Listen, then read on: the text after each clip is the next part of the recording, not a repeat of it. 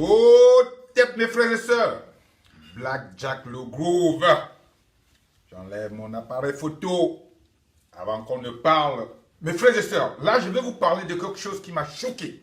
Mais vraiment choqué. Mes frères et sœurs, il y a un groupe de Bamileke sur Internet qui se sont permis de s'arroger le droit de la culture Bamileke et de la tradition. Les Camerounais me surprennent toujours.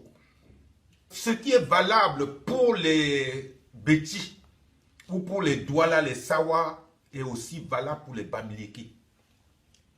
Je vous ai toujours dit que vous fonctionnez de la même manière, les Camerounais. Vous tous, vous fonctionnez pareil. Il y a quelque chose dans vos neurones qui ne fonctionne pas bien. Ça vient de très très loin. Et tant que vous n'allez pas capter ça, vous allez continuer dans la bêtise. Mes frères et sœurs, il y a un groupe d'individus véreux sur Internet qui s'arrogent donc le droit de la tradition Bamileke, de la culture, en indexant un artiste qui s'appelle Sergio Polo. Le menaçant même de le tuer ou de l'immoler parce qu'il a mangé le taro avec une cuillère. Écoutez alors la stupidité des Camerounais. Ces gens-là même qui sont en train de se ridiculiser, parce que ça, vraiment c'est le ridicule le plus absolu. Même les Douala là n'ont rien fait. Ça c'est pire que ce qu'ont fait les Douala. Mais les mecs, ils disent qu'ils vont le tuer parce qu'il a mangé le taro sauce jaune avec une cuillère. Est-ce que vous vous rendez compte de votre stupidité? Ceux-là même qui parlent de ce comportement de l'artiste Sergio Polo. Est-ce que vous connaissez même votre propre culture Bamileke? Est-ce que vous la connaissez? Vous ne la connaissez pas. Vous ne la connaissez absolument pas. Le culte du crâne là, vous savez que ça vient d'où? Vous savez pourquoi on fait ce culte de crâne?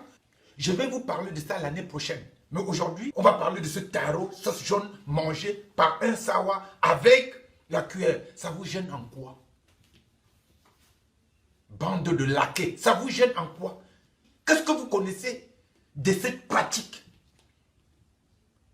Vous connaissez quoi de la pratique?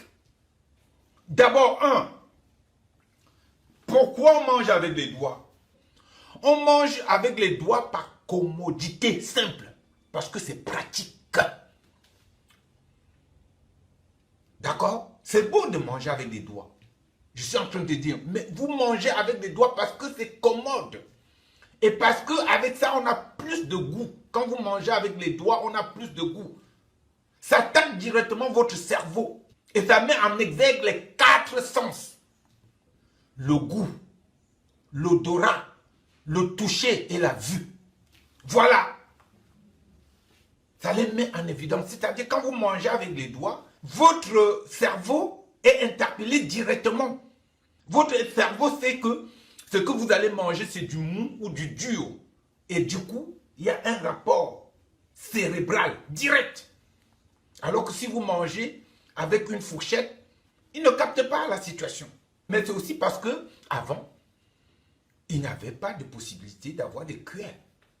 Même si la cuillère a été inventée la première fois en Égypte pharaonique, ben voilà, il y a 500-600 ans, il n'y avait pas de cuillère.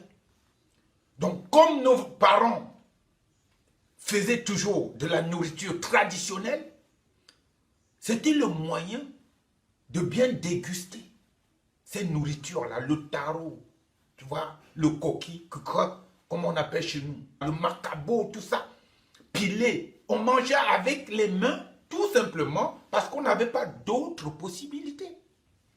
Partout dans le monde, on mange avec les mains, bien entendu. Que ce soit au Qatar, l'émir du Qatar, il mange tout le temps avec les mains. Au Pakistan, même au XVIIe siècle, au XVIe siècle en France, on mangeait avec les mains. Ça, c'est pas le problème.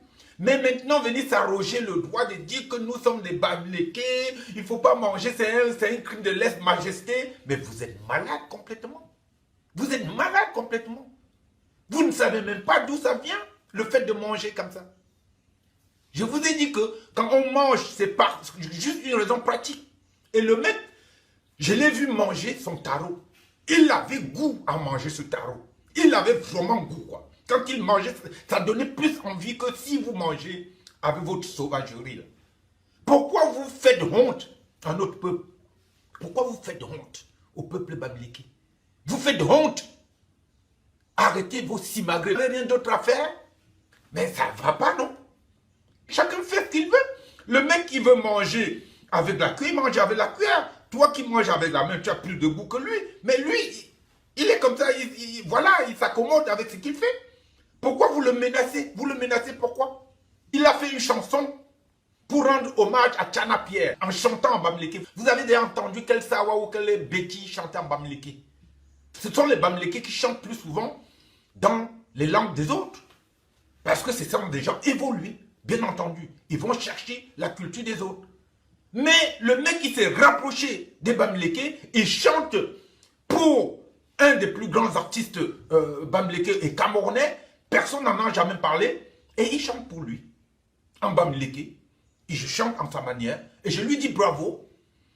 Quand il était encore sous l'écurie de Jean-Pierre Sarr, qui est mort, le Féman qui est mort, il faisait des belles chansons sur des femmes bamlékées et tout. Vous avez fait quoi pour le critiquer? Vous avez l'étendard de bamléké, vous faites quoi? Vous faites quoi exactement? Donc arrêtez votre cinéma. Le Cameroun, ce n'est pas ça. Hein. Vraiment, vous faites honte au peuple bamléké. Dire que quelqu'un mange avec la cuillère, vous allez chercher pour le buter, pour le frapper, c'est n'importe quoi. C'est vraiment n'importe quoi, quoi. Je suis vraiment en colère par rapport à ça. Parce que, comme je dis souvent aux Sawa ou aux Betty, hein, ne croyez pas que le Cameroun vous appartient. Hein. Je vous ai dit que je suis là pour vous remettre en place, qui que vous soyez. Il a mangé avec le taro et puis quoi encore? Mais c'est n'importe quoi. Il a mangé avec... Et alors, et quoi? Puis quoi encore? Vous-même, vous ne savez même pas manger avec les mains. Même la main, là, ça vous dépasse. Vous ne voyez pas comme les Sénégalais, les Ivoiriens, même les Pakistanais, même les Arabes mangent avec les mains. Comment c'est beau à voir?